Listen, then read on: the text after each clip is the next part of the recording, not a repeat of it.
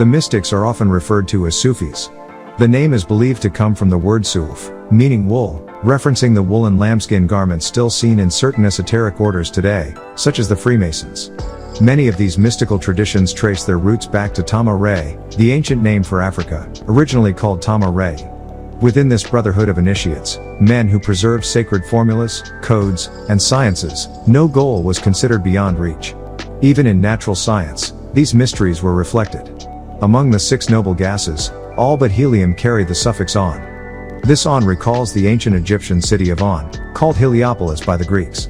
Helium, the exception, is symbolically tied to this city. Its very name Helios, sun, links to light and life. In esoteric teaching, hydrogen is connected to N/N, helium to Om, and together they express primordial sound and energy. The ancients also taught that life across the universe mirrors life on Earth. Just as humanity contains endless diversity, tall, short, wise, foolish, harmonious, and chaotic, so too do countless other beings populate the cosmos.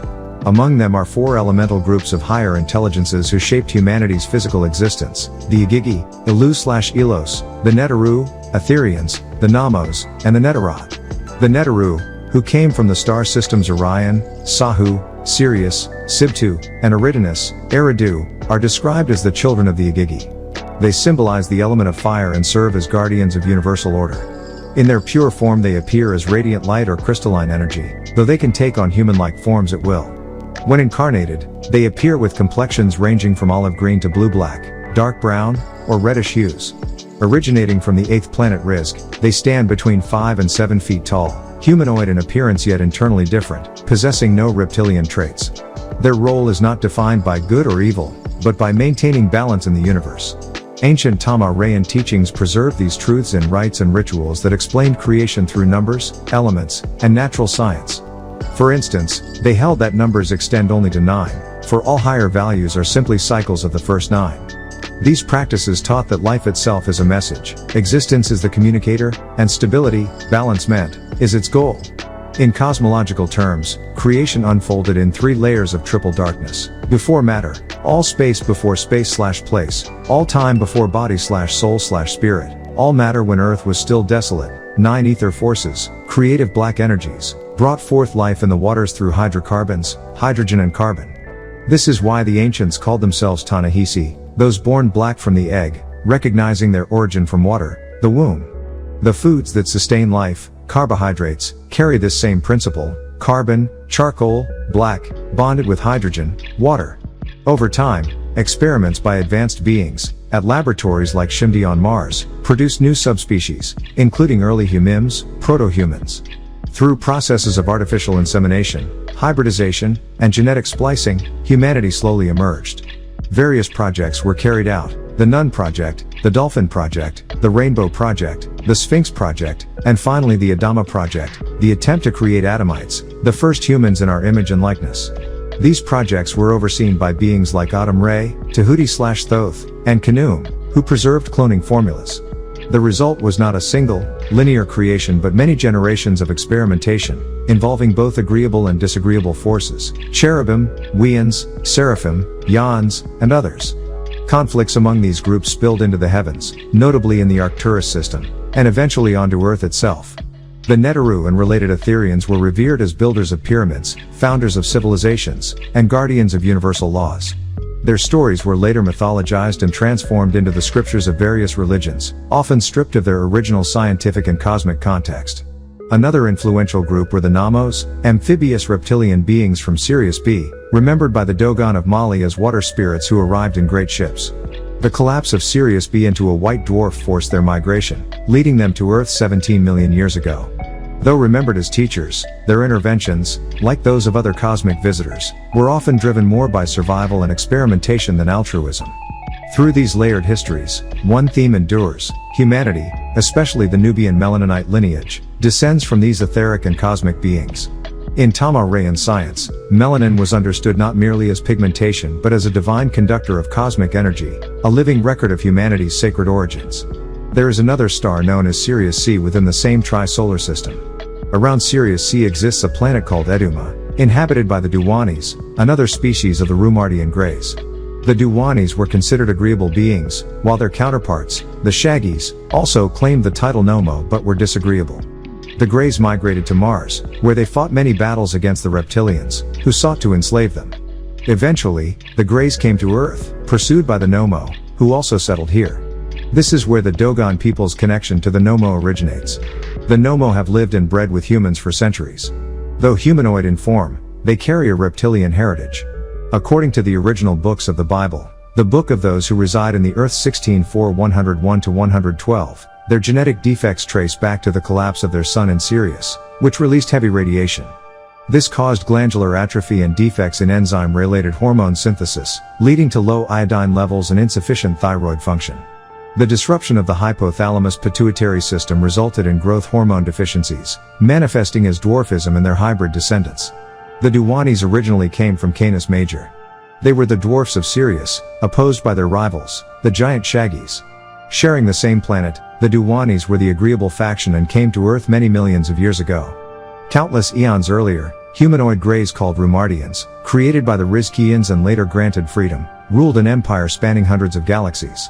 In their expansion, they encountered the reptilians, the snake people, who became their most formidable enemies.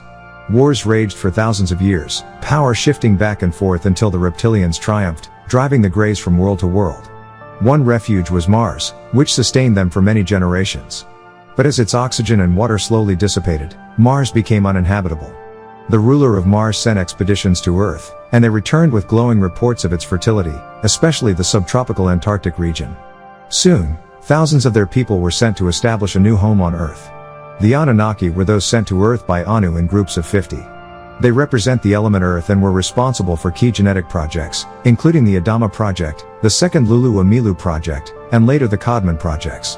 These were continuations of earlier works by the Neteru, projects such as the Nun, Rainbow, Sphinx, Dolphin, and the first Lulu. The Anunnaki were not exclusively from Rizq, but included inhabitants of 19 planets located in Ilion. Their departure was triggered by the deteriorating ozone layer of Rizq, the central heart of their tri-solar system. Its collapse threatened a stellar holocaust, leading to mass death. To preserve their survival, wise elders organized their migration to Earth. Records of their births, wars, marriages, and deaths exist across sacred texts, the original books of the Bible, the sacred records of Autumn Re, the sacred tablets of Tama Re, the Book of Gates, the Amduat tablets, the Litany of Re, and the Book of Caverns. Together, these records chart humanity's divine connection through and beyond the stars. The number 3 represents the highest principle, central to African and Tama-Rayan mysteries. It embodies triads in ritual science and reflects cosmic order. Examples of the code of 3 in the human body include: skeletal system. Bone is composed of 3 parts: calcium, 1/3, phosphorus, 1/3, and living matter, 1/3. Muscular system. 3 muscle types: skeletal, smooth, and cardiac. Skin. 3 layers: epidermis, dermis, subcutaneous tissue. Nervous system. 3 functions: information gathering, storage, control.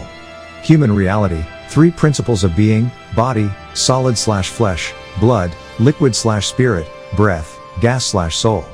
Melanin. 3 classifications: eumelanin, pheomelanin, and absence of melanin. Embryonic development. 3 germ layers, all human cells evolve from these. Major body systems. 3 key systems: circulatory, respiratory, digestive.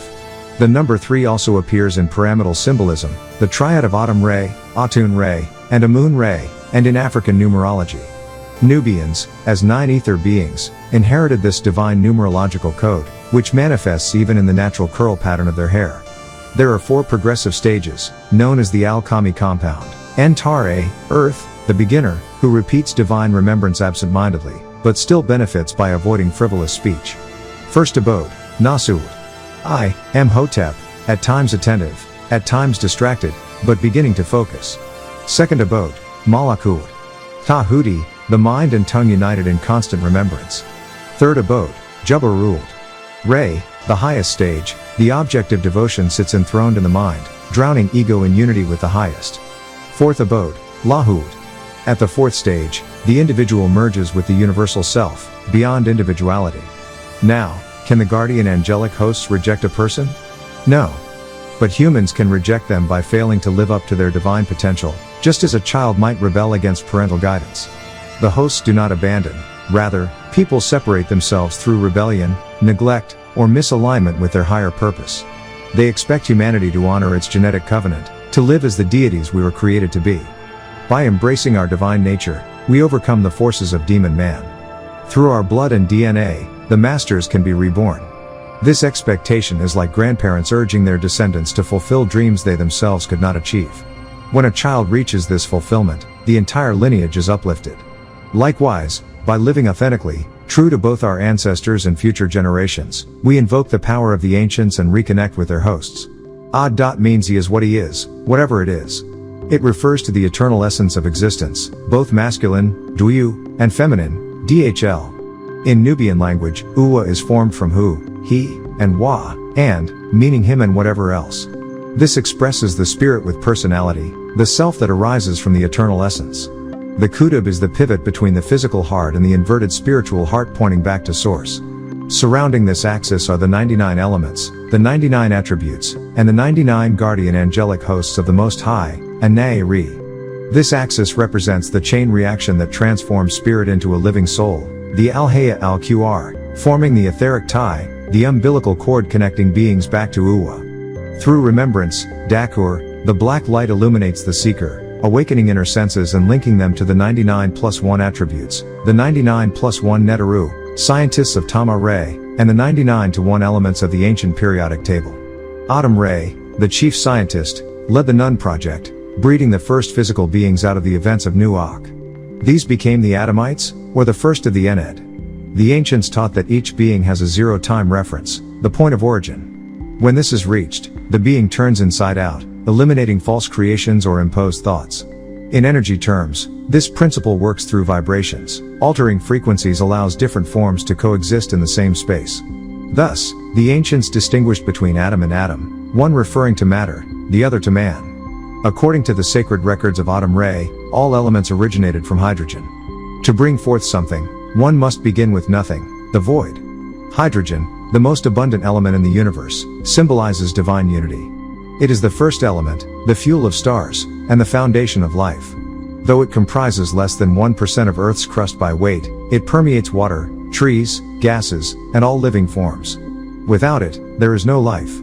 Hydrogen also exists in a liquid metallic form, capable of conducting electricity, reflecting its role as the cosmic conductor of life force.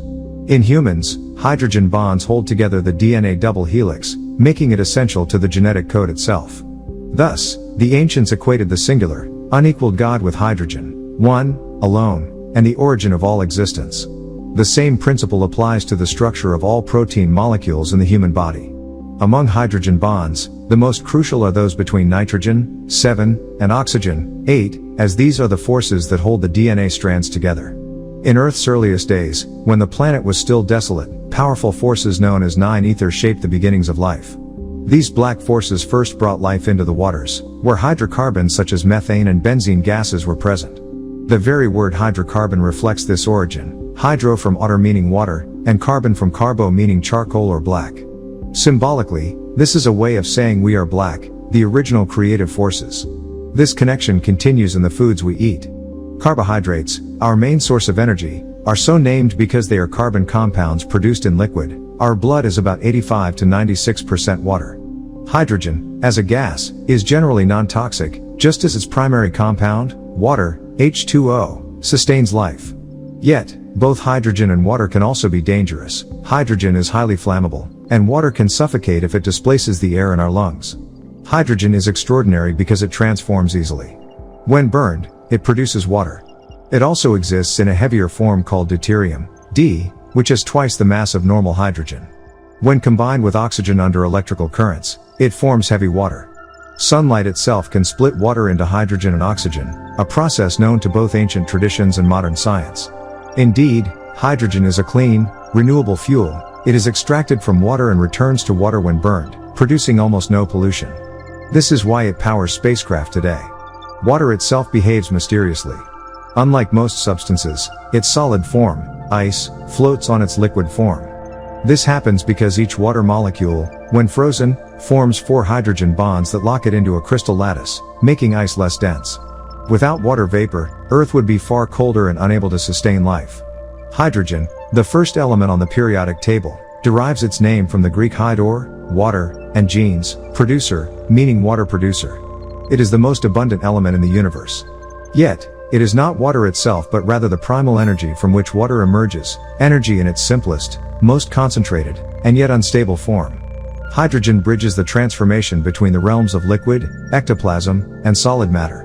Even the concept of solids is misleading, for what appears solid is, at the atomic level, nothing more than particles of energy held together by forces such as gravity. Ancient Africans, the Tama-Rayans, understood this long ago. They taught that all physical life began with energies that, when brought together, generated vibration and friction, producing immense heat and giving birth to the atom. From this perspective, creation itself is described as moving from darkness into light, from nothingness in the womb to the spark of energy that becomes life. Atum Ray, also called the undifferentiated one, represented this cosmic force, embodying both the atom and the sun's energy. These ancient teachings held that pure living ether, energy itself, was the original creative power behind all universes, continuously expanding and contracting like a great spiral. In this worldview, hydrogen and ether connect the physical and the spiritual. Atum Ray and his angelic host were seen as mediators between humanity and the cosmos, channels through which spiritual energy flows. This is why prayers, chants, and rituals were believed to strengthen the soul, not because of the words themselves, but because of the energy they directed. From atoms to angels, from the spark in the father's brainstem that charges the sperm to the child born from the watery womb, the cycle reflects the same law: energy yields life. Even birth, twins, and the survival of sperm embody this principle of transformation and continuity. Thus, hydrogen, the lightest element, symbolizes the first point of existence, the key to water, life, and transformation. It connects the scientific with the spiritual, the physical with the metaphysical. To know hydrogen, the ancients believed, was to know the bridge between matter and energy, humanity and divinity. Throughout history, humans have speculated about the influence of extraterrestrial beings on the evolution of human societies. One hypothesis suggests that certain extraterrestrial groups selectively interbred with humans based on biological traits, particularly targeting individuals lacking natural melanin-based defenses. In this framework, melanin is conceptualized not only as a physical pigment but as a form of psychic self-protection that modulates susceptibility to external control and manipulation. Extraterrestrials pursued a genetic agenda that involved creating subservient populations optimized for labor and exploitation. Populations with lighter skin, lacking protective melanin, were more susceptible to manipulation, while individuals with darker skin or higher melanin content resisted assimilation. These interventions allegedly led to the emergence of hybridized lineages, including what is referred to as the Hybrid race of Gorum, described as inherently wicked, paralleling biblical accounts of pervasive human corruption, Genesis 6:5. The lineage of Noah, often described in biblical and Enochian texts, illustrates the interplay of genetic purity and manipulation. Noah is depicted as perfect in his generation, yet his descendants, including Canaan, inherited afflictions such as leprosy or albino traits, representing deviations from optimal genetic integrity, Genesis 9:29, Exodus 4:6, Leviticus 13:30-32, Quran 27:2, 7:107-108. These texts suggest a historical awareness of how genetic traits influence susceptibility to disease and social outcomes. Melanin serves as both a physical and psychic defense. Populations with higher melanin content are portrayed as inherently more resilient, especially in response to environmental stressors such as increasing ultraviolet radiation. The theory argues that preserving melanin within a population is crucial for maintaining long-term health, cognitive function, and reproductive viability. The interactions between populations of varying melanin content are framed as both biological and sociocultural phenomena. Historical patterns of sexual selection, intermarriage, and social stratification are interpreted as responses to extraterrestrial agendas, with lighter skinned populations experiencing greater vulnerability to exploitation. Modern cultural trends, including shifts in media representation and intermarriage practices, are seen as reflective of these long-term biological and social dynamics. Current observations, such as drone sightings and changes in cultural power dynamics, are interpreted as signs of a broader transition in societal influence. The decline of historically dominant groups and the increasing importance of melanin-rich populations are framed as evidence of a generational and evolutionary shift, wherein reproductive decisions now significantly impact the survival and development of future generations.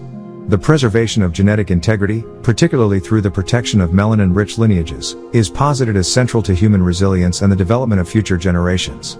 Biblical, historical, and contemporary observations are integrated into a theoretical framework that emphasizes proactive protection of DNA and reproductive strategies. Future research within this speculative paradigm would involve exploring the intersections of genetics, cultural practice, and environmental adaptation in human evolution. The development of a spiritually and morally upright man necessitates grounding in the divine feminine. True masculinity emerges from an understanding and respect for the protective, creative force of women. Historically, diverse cultures, represented through plant life, animals, and human pigmentation, illustrate that protection and nurture have always been central to women's roles in society. Men, regardless of race, cannot earn respect until they honor and protect black women, brown women, and women of all hues. Misrepresentations in religious texts have perpetuated disrespect toward women. The story of Adam and Eve, as presented in Genesis 2:21-23 and Genesis 3:20, suggests that Eve was created from Adam's rib and designated as the mother of all living. Yet this narrative contains inherent contradictions. If Adam and Eve were simultaneously alive, calling Eve the sole mother of all living undermines Adam's presence and diminishes the significance of female creation. Furthermore, the claim that they were the first humans is historically inaccurate, reflecting the limited perspective of a specific lineage. The biblical and Quranic accounts emphasize certain family lines, privileging patriarchal succession over matriarchal significance. For instance, Genesis 1:26-27 records that God created man in his image, male and female, entrusting both with dominion over the earth. Nevertheless, these texts often reflect cultural norms that condone the exploitation and abuse of women. Islamic traditions, for example, historically required a father's approval for marriage arrangements, essentially commodifying the female child. Abraham's handling of Hagar further exemplifies a lack of respect for women's agency, treating her as a vessel rather than as a person. The reverence for women as life-givers is absent from many of these traditions, despite the scientific fact that all human life originates from women. Studies on mitochondrial DNA have confirmed that the earliest human remains, dating back millions of years in Africa, were female, emphasizing women's central role in human evolution. Yet religious and cultural systems frequently diminish women's contributions, prioritizing male lineage and inheritance, as illustrated in the genealogy of Jesus, where Joseph's bloodline is highlighted despite Mary's biological contribution. From a physiological perspective, women possess unique capacities that reinforce their centrality in human development. The pituitary gland produces melanocyte-stimulating hormone, MSH, which regulates melanin production in the body and is linked to cognitive enhancement. Research indicates that MSH can improve memory and perception, highlighting the biological as well as symbolic importance of women in sustaining life and knowledge. In conclusion, historical and religious narratives often misrepresent women, minimizing their critical roles in both life and society. A re-examination of these texts, alongside an understanding of human biology and ancestry, underscores the necessity of honoring women as central to human survival, development, and spirituality. Recognizing the power of the divine feminine allows for a holistic reconstruction of society, where respect, protection, and reverence for women are foundational to collective progress.